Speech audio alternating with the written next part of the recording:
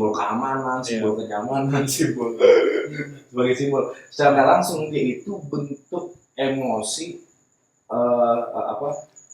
bentuk emosi yang serat psikologi, yang serat, yang bentuk emosi yang syarat gitu.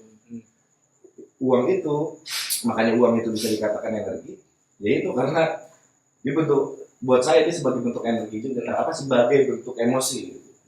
Karena mencakup itu tadi simbol keamanan, simbol ini. Kayaknya buku itu disebutin juga ya. Iya. Oke, yang lain ada mau pendapat silakan loh, kita diskusi aja. Kalau biar pengen tahu gitu. Biar gini loh, kalau ini penyebabkan tutup mulut nih. Salah sekarang salah. Gak mau komen jadinya. Kalau gua rokok enggak ada, akhirnya nyemil apa? Iya, itu baju lagi apa? Dari kapal rokok gitu ya. Jadi kalau gini loh, kenapa kita perlu tahu dulu mindset kita? Ibaratnya gini, kita mau pergi ke satu titik kan kita perlu tahu dulu kita berada di posisi mana. Itu enggak? Ya kan?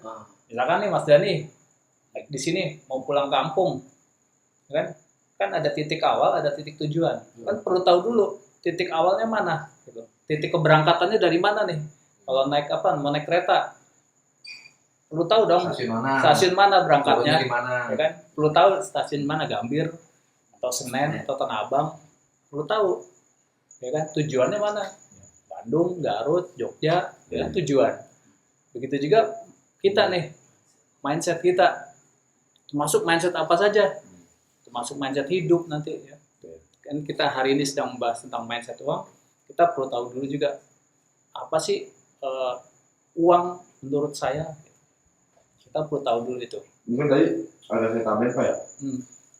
Maksudnya begini kalau kita bilang. Nggak ada salah. Boleh nggak sih Mas ini salah sama ngomongin Pak. Itu jadi nyemil mungkin. Mulut saya pegel saya. Masih bingung. Kayak mantap banget ya. Memang tadi menurut saya gitu bahwa uang itu sebagai energi, kita ini manusia bukan sekedar menganggap uang bukan semata-mata karena aspek rasionalnya doang karena kita butuh dengan dia. Tadi apa yang saya bilang tadi mencakup efek psikologis gitu yang syarat emosi. Dia mencakup emosi kita juga sehingga pandangan manusia terhadap uang itu berpengaruh dengan pengalaman hidup di dunia realitasnya. Contoh, semisal orang yang dari keluarga kalangan bawah, orang miskin dan seterusnya, maka buat mereka uang adalah simbol bertahan hidup kan gitu ya. Betul. Karena buat orang yang dari kecil sudah lahir dalam keberlimpahan, dalam keluasan uang gitu, barangkali, maka uang bagi dia adalah simbol kebebasan untuk memilih kan gitu kira-kira. Iya. Kayak gitu itu maksudnya. Iya. Jadi bisa berbeda kan? Iya. Dengan uang, misalkan sama-sama uang gitu, tapi memaknainya juga berbeda. Iya. Gitu. Kalau ceban sama si ini buat ngasih, kalau ceban buat beli rokok, jadi beli rokok. Ceban buat beli rokok. Kayak buat kebahagiaan juga bisa itu. Yang uang kakek juga kan begitu. Wah, uang kakek. Kan nangis tuh, bocahnya bahagia kan nangis ya. Nangis. Duit kakek maksudnya duit hilang kan?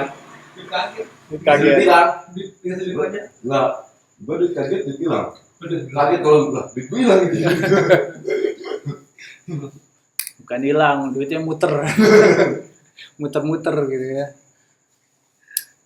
Oke, kita lanjut ya. Jadi di yang sesi pertama ini kita bahas tentang hakikat dan nilai uang gitu ya. Kita akan membedah mitos bahwa uang adalah sumber masalah. Gitu ya.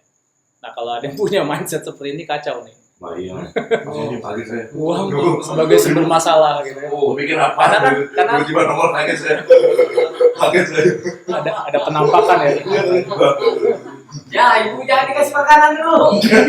Udah kontennya iya deh.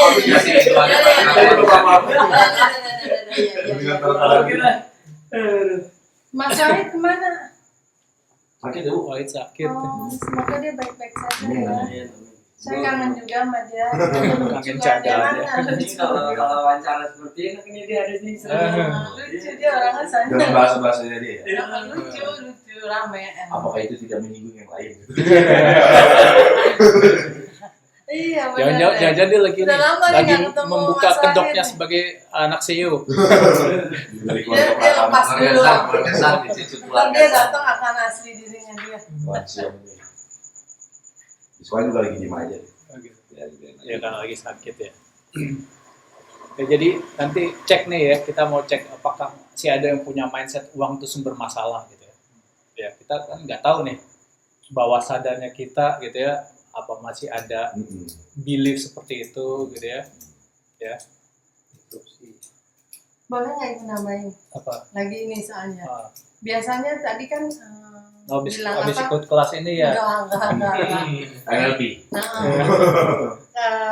Tadi kan saya bilang ada orang yang punya belief uang itu sebagai masalah. Biasanya ya, pada kasus hipnoterapi biasanya ini kan kalau itu kan dia jadi ada belief uang itu masalah. Biasanya dulu waktu masih kecil kan akar masalahnya di kecil, di 7 tahun ke bawah. Biasanya nih orang tuanya misalnya ribut masalah uang atau apa. Terus jadi dia punya belief, oh iya ya, ternyata uang itu bikin maksudnya bapak ribut. saya ribut, ibu saya Masalah. doang. Bisa Terus jadi uang tanpa itu kita jadi sadari, Pak. seperti itu akhirnya Tanpa kita sadar. Tanpa Masuk. kita sadari bahwa kita Iya. menganggap uang itu Jadi masalah. masalah. Iya. Kenapa? Karena bapak ibunya berantem Berantem. terus masalah uang kan gitu kan. Mungkin kan denger anaknya denger atau apa. Merasakan. Akhirnya dia berpikir oh ternyata nih gara-gara uang nih kan pikiran bawah sadar gitu. Oh jadi uang itu bawa masalah. Akhirnya itu tersimpan di dalam pikiran bawah sadar. Itu nggak terus gitu. Terus jadi akhirnya begitu jadi ya udah ternyata uang itu bawa masalah. Jadi otomatis efek otot kita semua itu untuk uang juga menolak gitu. Kenapa? Karena ya uang itu bikin susah, bikin masalah, bikin apa. Nah itu seperti itu. Gitu. Kira-kira begitu. Panjang. Sampai dewasa. Karena, Akhirnya jadi mental juga kan? Sampai dewasa. karena Jadi mental karena itu perlunya parenting. Perlunya ya. Karena saya mengetahui efeknya gitu loh. Saya ini udah melihat di efeknya sekarang. Ternyata kalau kita mundur ke belakang itu tuh dari situ. Itu sudah ada yang terjadi. Akhirnya kita kasih fondasi di anak-anak gitu. Kita kasih fondasi yang kuat untuk anak-anak ya, tidak terjadi seperti itu. Kita menghindari. Semua itu normal ya, punya Netral. masalah Netral. lupa batin itu normal netral, tapi kan kita menghindari gitu. Ini itu kan untuk itu efeknya nanti untuk level kesadaran diri kayak gitu. Silakan. Silakan. Kita santai aja. Ya jadi itu ya, jadi sumber masalah. Silakan. Terima Sama kasih dikasih waktunya ya. nanti boleh ya tambah lagi selaannya. Sama kita cek juga apakah punya mindset sumber uang sebagai sumber masalah atau uang sebagai alat. Itu nanti akan kita reframing ya, kita reframe ulang dan kita memahami bahwa uang itu tidak mengubah karakter tapi justru memperkuatnya. Nah, kalau contoh tadi dalam sebuah keluarga ada seorang anak yang masih kecil melihat orang tuanya berantem gitu ya. Karena uang. Melihat piring terbang di rumahnya ada UFO gitu ya. Itu karena uang. Itu karena uang. Karena uang ya. Terus si anak- masalahnya uang nih. Si anak itu kan kayak foto juga, memori itu dia kayak foto, dia meng-capture momen itu. Dan itu sampai dia rekam. Sehingga rekaman memori itu yang tertanam. Oh, bahwa kalau punya masalah uang bisa sampai seperti ini nih. Sehingga apa? Yang ada di pola pikirnya, dia nggak mau nanti punya masalah uang, dia nggak takut akhirnya. Saya yang berurusan dengan uang Dia akhirnya menghindari. Gitu. Misalnya menghindari ada proyek yang 1 Nah, M nggak mau. Jadi takut. Itu kan menghindari itu. Jadi Kalau takut. ntar juga jadi Itu dampaknya. ambilnya dikit aja deh, yang 1 juta, apa 10 Gitu. juta, gitu. Iya. Itu salah satu contoh kita udah dewasanya gitu menolak gitu. Seperti itu. Kan masih ingat nggak kita sudah bicara tentang mind, body, soul, ya kan, ya kan, dari pikirannya itu, ya kan, dia kan hatinya takut tuh orang tuanya berantem dia takut, emosi dia takut, sedih, bingung, ya kan, terus pikirannya juga akhirnya merekam, skenario itu dia rekam. Ada juga kasusnya yang saya lihat bukan dari trauma masa kecil gitu aja karena lihat polemik antara orang tuanya gitu. Malah saya lihat ini ada terselubung, Bang. Bentuknya jadi kayak doktrin. Mungkin di pengajian-pengajian, di pesantren. Bisa. Yang Bisa ada jadi. panteisme. Maaf. Nah, pesantren ini usia berapa nih? Biasanya pesantren kan mulai SD Pesantrennya ya. usia berapa nih kan yang dimaksud? Anak-anak, usia anak. Yang besar juga, saya juga masih ada. Misalnya usia anak. Nah, bisa juga kan kenapa? Yang membuat di pikiran bawah sadar itu kan sebagai figur otoritas. Nah, figur otoritas itu adalah orang tua, guru. Misalnya ada nenek, bisa dirawat sama nenek. Terus misalnya ya di pesantren, maaf ya, di pesantren misalnya usia di bawah nih, maksudnya masih udah masuk pesantren. Itu kan yang merawat siapa? Guru. Kan guru. Nah, di sini nih Ustaz. perannya sebagai figur otoritas, Bukan semuanya akan masuk dalam pikiran bawah sadar. Ketika saya ngajar di pesantren, jadi saya sempat emang saya dulu waktu baru lulus pesantren itu belum berani speak up vokal gitu. Kalau saya nggak setuju belum berani. Awal-awal baru lulus kan baru buka telur gitu. Terus jadi hal-hal yang saya nggak temui di pesantren saya gitu. Langsung itu ngebuat pertanyaan baru kan di kepala. Akhirnya kayak jadi paradoks gitu. Antara ajaran sama apa yang mereka dakwahkan gitu. Itu tentang barang-barang dunia atau keduniawian dalam seakan-akan kayak kalau mereka mengajar tasawuf seakan-akan kayak tasawuf jauh dari dunia itu. Padahal kalau yang saya pahami tasawuf jauh itu bukan dari segi Jauh ya. Iya, Malah justru bisa berdampingan. Bukan berarti jauh.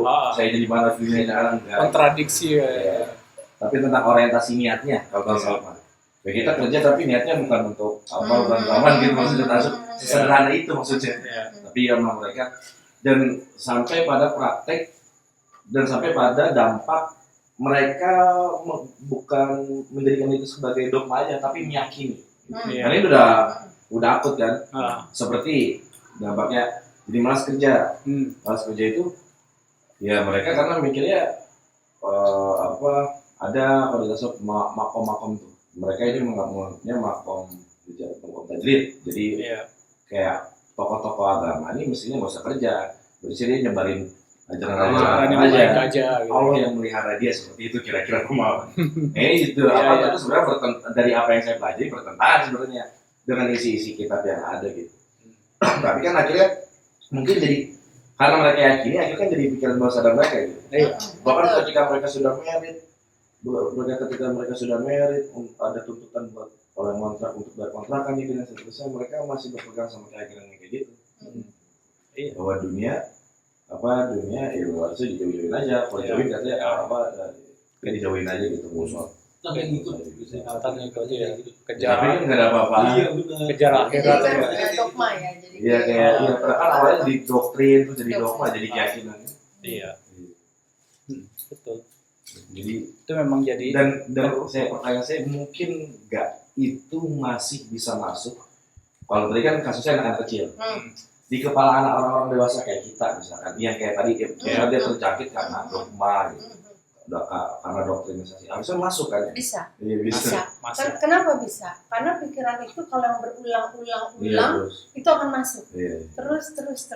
Jadi kan dia akan berulang terus akhirnya dia akan memahami, meyakini, udah akhirnya tertanam di dalam pikiran bawah sadar, akhirnya udah yang dia pahami seperti itu, beliefnya dia seperti itu. Iya. Masih ingat gak gambaran animasi yang kita jalan di hutan? Iya. Kan kalau makin sering dilewati jalur itu maka akan jadi kuat. Oh iya. Ya kan? Kalau sering diulang, makin banyak yang lewat, jalan tuh makin besar. Yang tadi jalan setapak, efisien buat otak. Iya, karena otak tuh memilih jalan yang pintas, jalan yang efisien. Seperti bukan yang benar ya. Bukan yang benar. Gitu. Bukan yang benar. Karena otak nggak tahu mana yang, bahkan otak itu nggak tahu mana yang realistis, mana yang tidak fiktif.